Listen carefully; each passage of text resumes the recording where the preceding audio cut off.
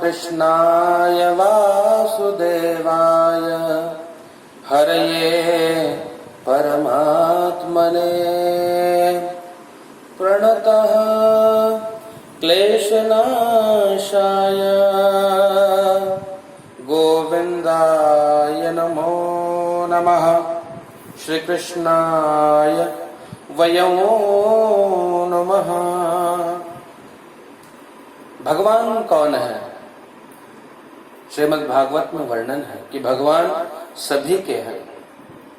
भगवान सभी जीवों को बहुत प्यार करते हैं। कभी कोई ऐसा मत कहना कि मेरा कोई नहीं है।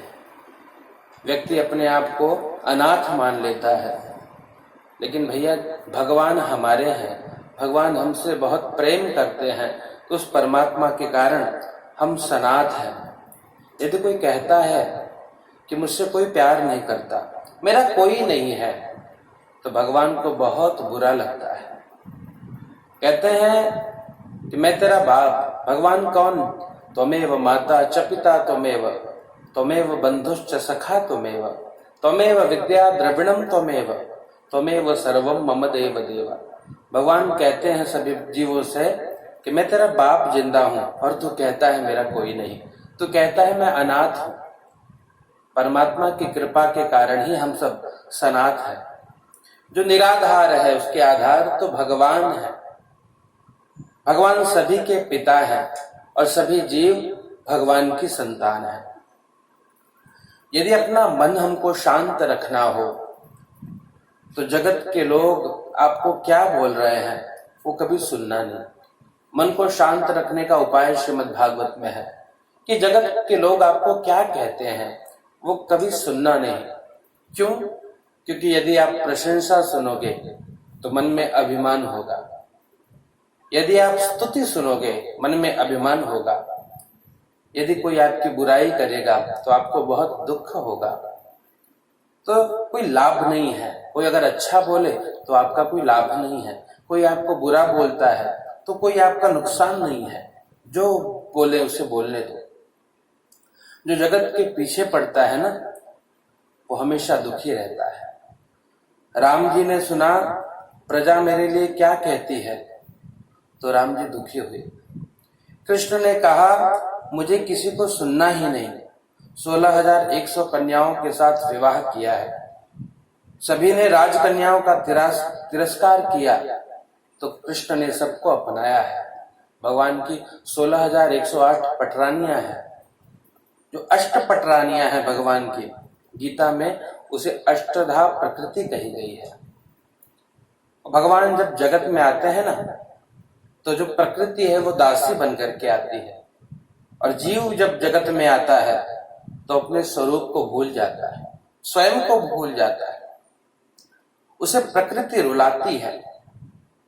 अपने स्वरूप को हमेशा याद रखिए। मैं भगवान का हूं, भगवान मेरे हैं। मैं ठाकुर जी का हूं, ठाकुर जी मेरे हैं। प्रकृति के अधीन हो जाओगे तो हमेशा आपको रोना पड़ेगा। स्वभाव के वश में मत पड़िए। प्रकृति का मतलब क्या है? प्रकृति का मतलब है स्वभाव। अगर आप अपने स्वभाव के वश में आ जाओगे तो आपको रोना पड़ेगा। मानो अपने स्वभाव से ही ज्यादा दुखी है।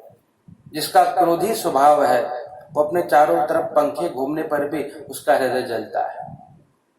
जिसका स्वभाव ठंडा है, सरल है, जिसका स्वभाव ही शांत है, वो जहां जाएगा वहां शांति ही मिलेगी।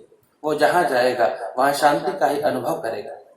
कथा सुनने के बाद जीवों का स्वभाव सुधरना चाहिए। यदि आपने कथा सुनी, कोई भी कथा हो, और आपका स्वभाव नहीं सुधरा, पाप छोड़ने की जो इच्छा है या किए हुए जो पाप है उसके प्रति मन में पश्चाताप नहीं हुआ, तो आपने कथा सुनी ही नहीं। यदि कथा सुन करके हृदय में भक्ति करने की इच्छा नहीं आई, राम कृष्ण हरि से प्रेम नहीं हुआ, तो आपने कथा सुनी ही नहीं।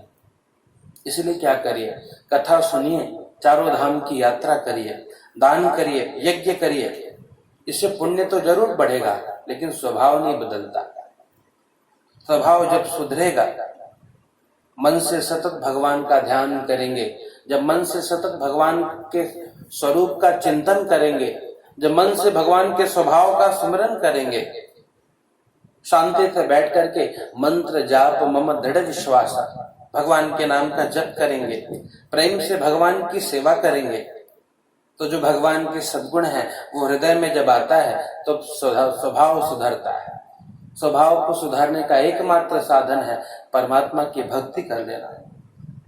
जो वन में रहते हैं, सन्यासी है, वैरागी है, उनका अधिकार केवल ज्ञान में है। जो बंगलों में रहते हैं, जिनका विलासी जीवन है, उनका ज्ञान पर अधिकार नहीं है। जिस मानव का मन बिगड़ा है उसको अपने मन की खबर ही नहीं है। दूसरों के कर्म देखता है, अपने कर्म को कभी देखता नहीं है। थोड़ा विचार करके देखो तो पता चलेगा कि मन कितना बिगड़ा है, और जिसका मन बिगड़ा है उसको सतत सत्कर्म करने की जरूरत है। जिसका मन बिगड़ गया है उसको नित्य सत्संग करने की आवश्यकता है। मन को एकाग्र करने के लिए योग करिए, मन को एकाग्र करने के लिए भक्ति योग बतलाया गया है। शरीर मिट्टी से निकला है और शरीर मिट्टी में ही मिलने वाला है। तो इस शरीर, जब तक हमको शरीर मिला है, जब तक ये शरीर मिट्टी में मिल नहीं जाता, भगवान की भक्ति करिए। तो इस शरीर की शोभा है, नहीं तो है तो मिट्टी में मिल जाएगा। माटी का खिलौना माटी में मिल जाएगा। इसीलिए परमात्मा ने भोग के लिए नहीं दिए, परमात्मा ने भोग त्याग के लिए दिए हैं।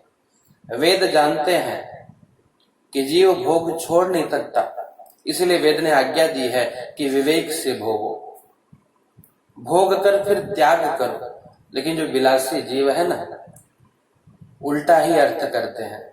भोग केवल भोगने के लिए है।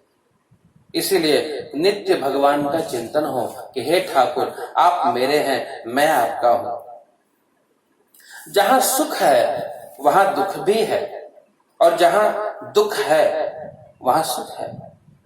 इसलिए जहां दुख नहीं वहां सुख नहीं, वहां आनंद है। जहां सुख दुख नहीं होता वहां आनंद होता है। शिशुपाल भगवान को गाली देता है, भगवान शांति से सुनते हैं। शिशुपाल को क्रोध ने हराया, भगवान ने क्रोध को हराया। भगवान ने शिशुपाल को क्रोध से नहीं, प्रेम से मारा है। इसीलिए भगवान अति उदार है, अतिशय प्रेम करते हैं। कहते हैं भगवान की दिनचर्या बताई है श्रीमद् भागवत में।